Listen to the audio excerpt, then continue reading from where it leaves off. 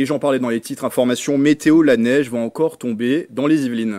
Oui, Météo France prévoit des phénomènes météorologiques dangereux dans le département dès ce soir. Conséquence, l'alerte orange neige et verglas a été déclenchée à partir de ce mardi 16 janvier 22 h. Une alerte qui devrait être maintenue jusqu'à jeudi matin. Des chutes de neige sont notamment annoncées mercredi.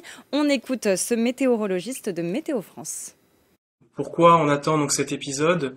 Donc on a effectivement une masse d'air froid qui donc persiste sur le nord du pays et une dépression Irène qui donc apporte de l'air plus doux et humide par le sud. Et donc ce conflit de masse d'air va donner des précipitations hivernales sous forme de pluie verglaçante ou de neige. Ce qui est important à préciser, c'est que dans ce temps bien hivernal, on aura donc des déplacements qui vont être rendus difficiles, voire dangereux. C'est pourquoi il faut bien rester très vigilant donc, pour cet épisode des prochains jours et continuer de suivre donc l'évolution de nos prévisions. On attend donc par le sud, déjà dès le milieu fin de soirée, un premier saupoudrage de neige assez faible par rapport à ce qu'on pourra avoir ultérieurement en nuit de mercredi à jeudi. Et puis donc ensuite, ce saupoudrage de fin de soirée va vite être remplacé par des pluies verglaçantes. Donc, prudence pour les Yvelinois face à ce saupoudrage, mais on l'a compris, c'est un épisode qui pourrait durer. On aura l'occasion de donner d'autres informations aux Yvelinois dans nos éditions prochaines sur TV78.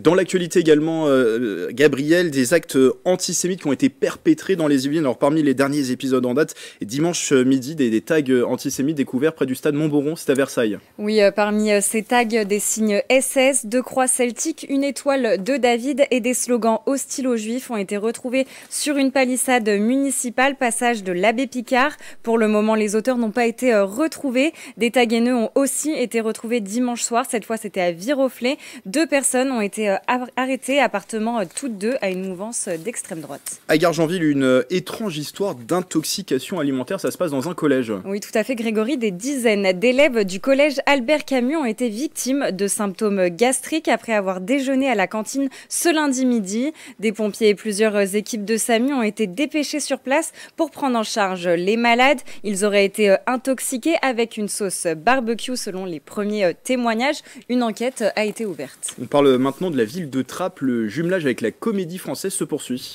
Oui, et c'était ce lundi. Un quart de trappistes s'est rendu à la Comédie Française pour la représentation annuelle d'hommage à Molière. Un partenariat qui va s'intensifier dans les prochains mois. Les habitants bénéficient désormais de modalités et de tarifs privilégiés. Les modalités sont à retrouver sur le site de la mairie. Le jumelage entre les deux institutions a pu voir le jour grâce à l'action d'Alain Degois, dit Papy, fondateur de la compagnie Déclic Théâtre. Enfin, du côté de Rambouillet, la fréquentation en 2023 du château de Rambouillet est en hausse.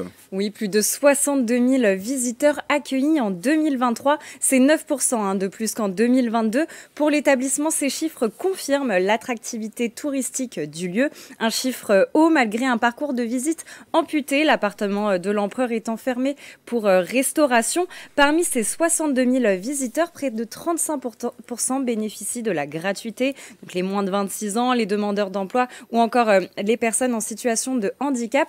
Le château confirme sa bonne fréquentation. En 2022, il comptait déjà plus de 40% de visiteurs par rapport à 2019. Bien sûr, les années Covid sont mises de côté, la fréquentation ayant chuté avec les fermetures et les restrictions. Merci Gabriel, vous restez avec nous car dans un instant vous allez nous parler de ce partenariat entre le musée départemental Maurice Denis et le musée d'Orsay à Paris. Et si vous aussi, pour ces informations près de chez vous, vous êtes justement témoin d'une actualité qui vous fait réagir dans les Yvelines, n'hésitez pas à nous la partager sur les réseaux sociaux en utilisant le hashtag 78news.